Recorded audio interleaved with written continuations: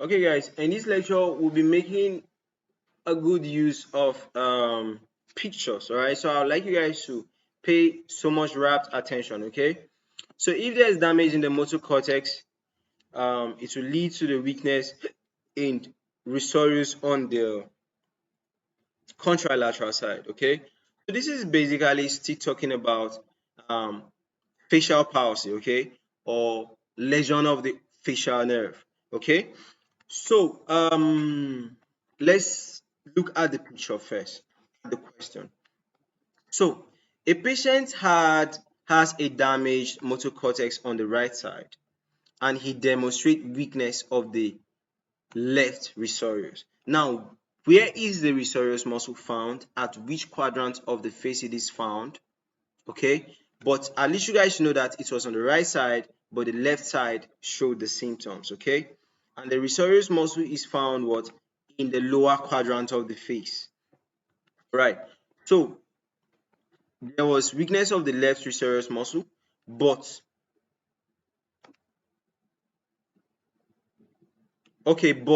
cannot. Okay, so there was no weakness of corrugator supercilli muscle on both sides. Now, which quadrant? Where is the corrugator supercilli muscle found?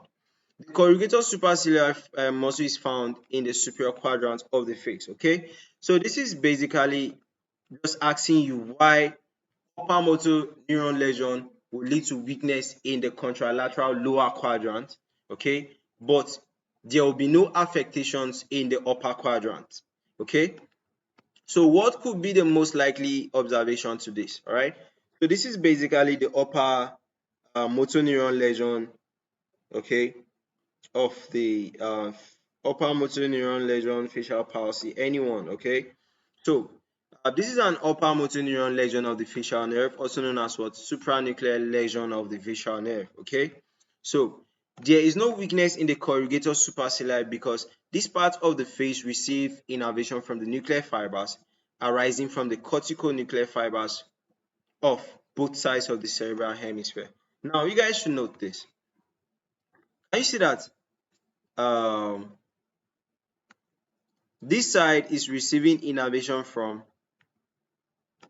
okay, receiving innervation from this side and also this side. Okay, this is coming to join with this. Okay, now this side too is receiving innervation also from this side. Okay, they are coming to join together to supply the upper part. Now, but the lower part is coming singly. All right, so the lower part receives innervation from just one side of the corticonuclear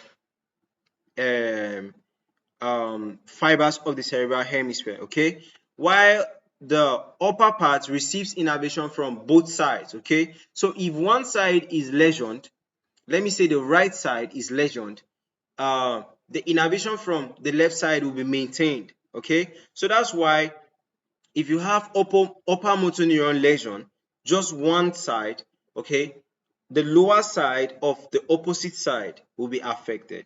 Okay, so therefore only the lower half of the face in the region of the left risorius is paralyzed. Okay, because this side receives innervation solely from just one side of the brain. Okay, while the upper part receives innervation from two sides of the brain. Okay, so for this upper part to be affected, you have to lesion two sides of the brain. I don't know if you guys understand my explanation.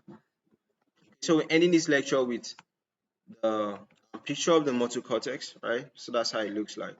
Okay, so guys, that's it about the motor cortex damage leading to weakness in Risorius muscle of the contralateral side. Okay, so that's it. I'll see you guys in the next tutorial. Bye for now.